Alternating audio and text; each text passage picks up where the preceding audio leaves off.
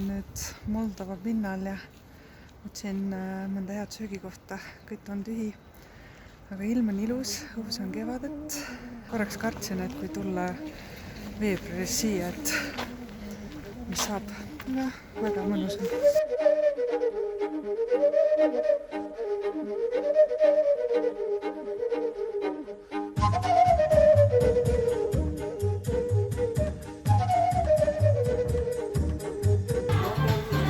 Pidu käib.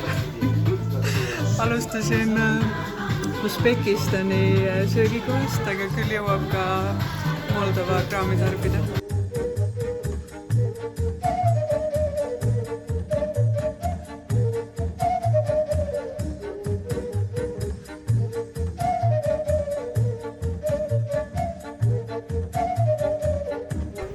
Ostsin sealt turu pealt.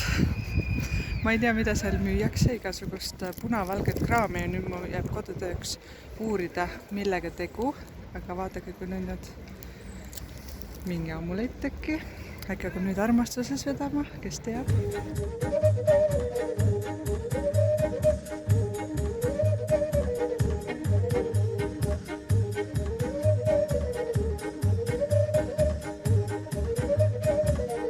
Kristlased kõik on ja aga ikka nii kohmetu, kui ei tea täpselt just selle kristluse haru kombeid.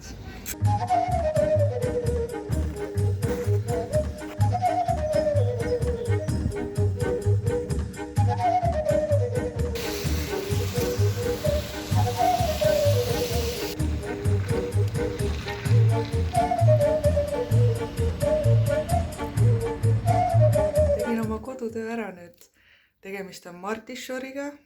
Moldovas ja Rumeenias on selline traditsioon, et ostetakse neid oma sõpradele ja kingitakse 1. märtsil ja siis kantakse südame lähedal või ümber randmäe nädal või paar või kui märkad mingit tärkavat oksakest või lillekest ja siis seod sinna ja see tähistab nagu uue algust ja sain teada, et sellega käib ka kaasas üks väike muinasjutt või legend, et miks on need värvid just punane ja valge. Ja see lugu räägib sedasi, kuidas lumikelluke oli tärkamas, aga talv oma käreda pakasega ikkagi tahtis sundida teda mitte tärkama ja siis kevad tahtis lumikellukest aidata ja tegi oma sõrme vastu teravat jääserva katki ja sinna, kuhu langes veretilk, sealt sai lumikellukene tärgata, nii et see punane veretilk ja valge nagu lumikelluke siis sümboliseerivad seda värki. Sain teada ka, et see traditsioon on UNESCO maailmapärand ja nii äge, et ma sattusin täiesti juhuslikult siia seda avastama, et vaata, vahel ei uuri ja elu ise õpetab.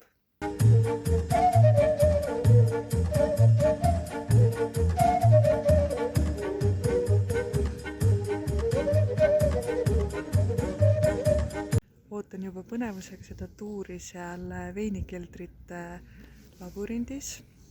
See saab kindlasti hästi huvitav olema.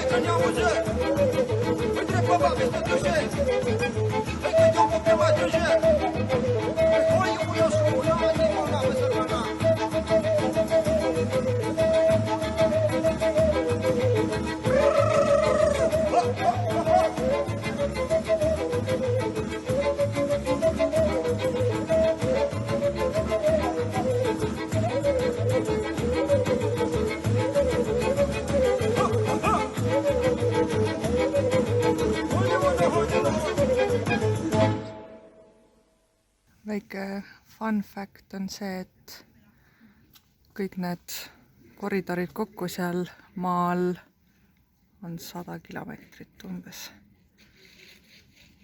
Ja 60 kuni 100 meetrit maa all.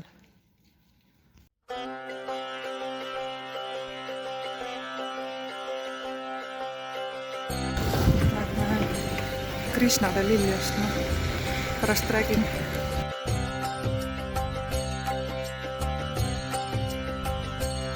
Hare Krishna, Krishna Krishna, Hare Hare. Nii, nüüd ma saan rääkida, mis juhtus. Tulin sealt veinikeldrist tagasi, tellisin omale takso ja siis märkasin kohe, et taksojuhil oli siin väike patsike kuklas, aga ei teinud sellest välja.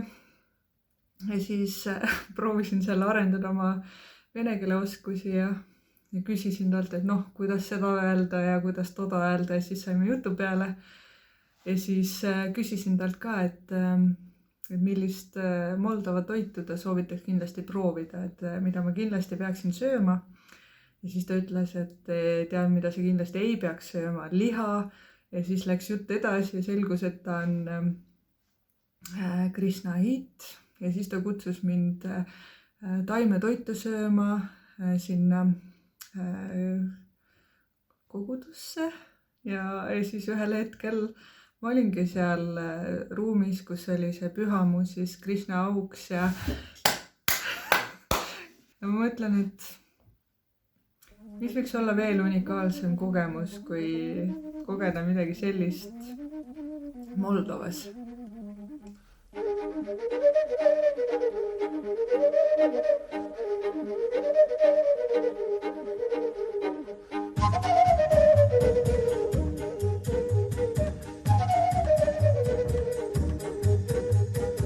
See vaipade kollektsioon on küll üllataja. Ma poleks arvanudki, et see mulle nii palju põnevust pakub. Just otsida neid naise figuure ja näha, kuidas on lahendatud neid salamahti kootud sinna vaiba sisse, mis iganes lilled peadeks ja erinevate sümbolitega, et niisugune ülipõnev kaevamine.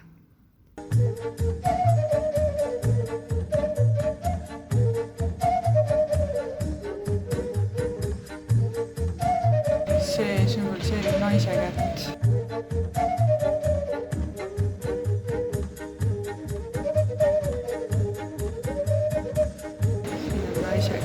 Naise küljes. See vapsee seisab siin käed puuses.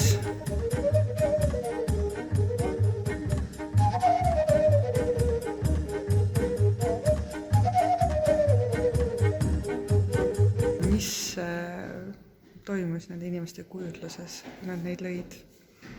Üliäge avastamine.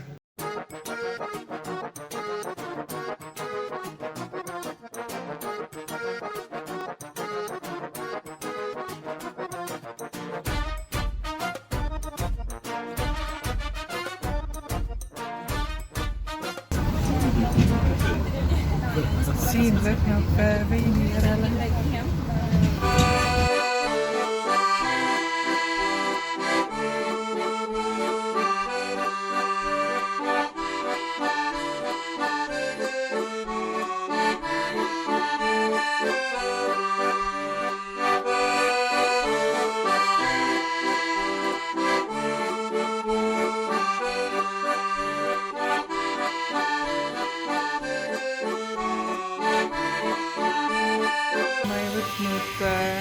Veini proovimisega tuuri, aga mulle kingiti komplimentari või siis selle tuuriga kaasa, ütles, et see jääb kodutööks.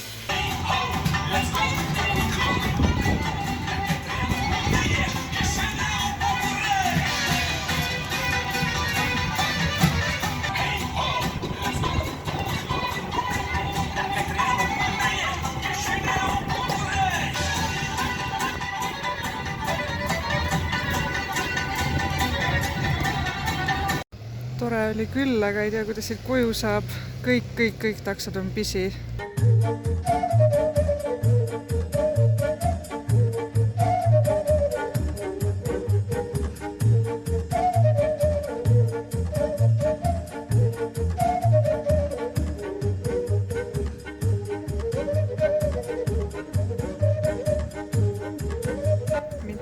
ja sama taksojuht, kes eile mind sinna Veini mõisa viis.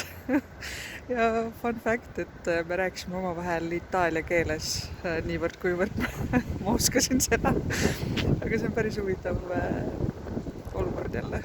Pea läks küll nii sassi, et oota, mis keel, inglise keel, vene keel, itaalia keel ja vahepeal tuli mingi täielik puder. Aga vähemalt sai suheldud. Võtsin sealt putkast ühe latte macchiato, et oleks mõnusam seal patseerida.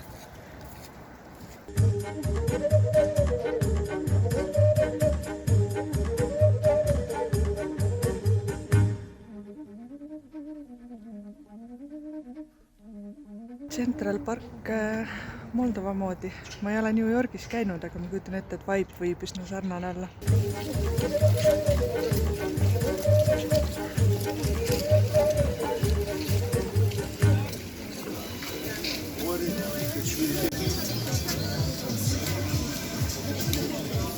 Siuksed pakke veel mäletate.